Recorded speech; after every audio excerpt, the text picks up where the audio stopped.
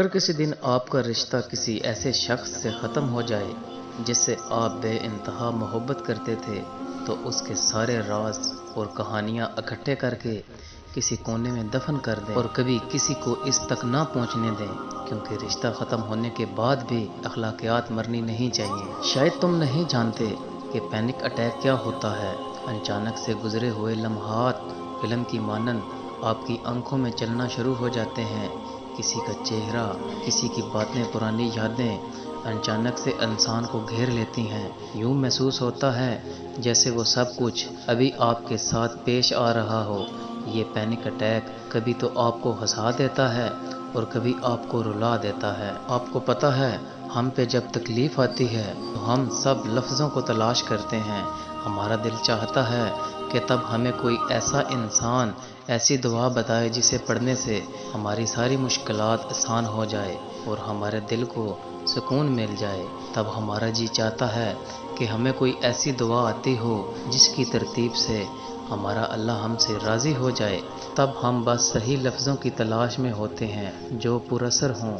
حالانکہ دعائیں تو جیسی بھی ہوں اللہ کو بہت پسند ہیں، خاص کرتا وہ دعا جو بندہ خود اپنے لیے اپنے منہ سے بول کر مانگتا ہے، کیونکہ ان دعاؤں کی تڑپ ہی اور ہوتی ہے۔ لیکن پھر بھی کہیں نہ کہیں ہم چاہتے ہیں ہماری دعائیں سب سے بہترین دعائیں ہوں اور اس میں استعمال کیے گئے الفاظ سب سے مختلف ہوں اور اللہ کو ہماری تڑپ بتا دینے والے۔ اس صورت میں اللہ پر یقین کرنے کے لیے وجہ کی ضرورت نہیں ہونی چاہیے۔ جب دماغ کی رگیں 100 طرح کی الجھنوں میں ہوں اور اسباب کی جگہ سوالیہ نشان آ جائے، اس وقت اس بات پر یقین رکھنا کہ اگر وہ چاہے تو آگ جلا نہیں سکتی، سمندر ڈبا نہیں سکتا، اور بے شک اللہ تھام کر آپ کو بکھرنے سے بچا لے گا۔ رکھیں اس رب پہ پختہ یقین، کون آپ کی چاہتوں پر فرما دے گا، عطا کرے گا وہاں سے جہاں سے آپ کو گمان بھی نہیں ہوگا۔ یوں آپ کی دعاؤں کی قبولیت کا درجہ دے کر اپنی رحمتوں کے نظریے دکھائے گا۔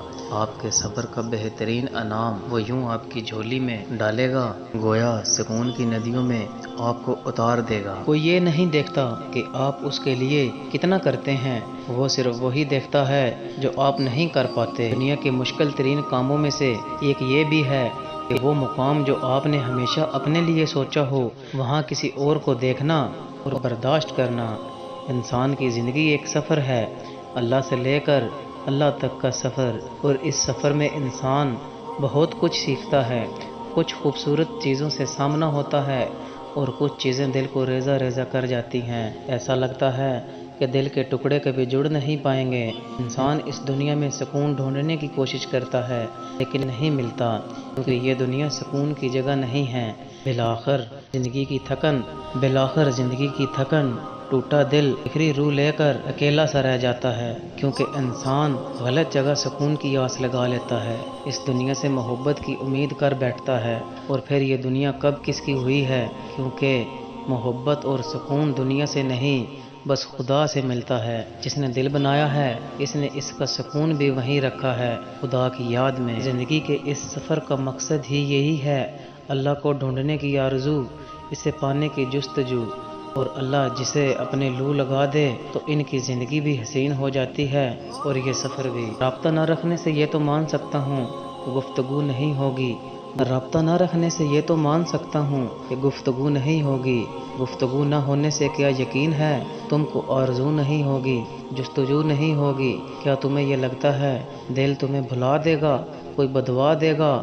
دل تمہارا ہو کر بھی اور کو جگا دے گا۔ کیا تمہیں یہ لگتا ہے وقت کی روحانی میں، اس جہان فانی میں تو نہیں، تو لاکھوں میں جن کو دیکھ کر یہ دل پھر سے مسکرائے گا، تم کو بھول جائے گا، یاد بھی نہیں ہوگا کوئی ایک ایسا تھا جس میں جان تھی اپنی، جس پہ جان دیتے تھے، جو کسی کا ہو کر بھی بس فقط ہمارا تھا۔ تم اگر سمجھتے ہو گفتگو نہ ہونے سے کچھ بھی ایسا ممکن ہے، یہ تمہاری غلطی ہے۔ پیار کی کتابوں میں، عشق کے صفوں میں مثال بھی ایسی تم نہیں دکھا سکتے جو دلیل دیتی ہو سلسلہ محبت کا رابطوں سے قائم ہو۔ اللہ واقف ہے تمہاری ہر چھوٹی سے چھوٹی اور بڑی سے بڑی پریشانی سے، اسے معلوم ہے تمہارے دل و دماغ کی کیفیت، وہ واقف ہے تمہارے ہر دکھ درد سے اور ہر اس انسان سے جس نے تمہیں تکلیف دی، وہ گواہ ہے ہر اس تخلیق لفظ کا جو تمہیں لوگوں سے سننے کو ملی، وہ گواہ ہے تمہارے ہر ایک آنسو کا جو تکلیف پہنچانے پر تمہاری آنکھوں سے نکلے۔ جن آنسوؤں کو تم بیکار سمجھتے ہو وہ اللہ کے نزدیک بہت قیمتی ہیں۔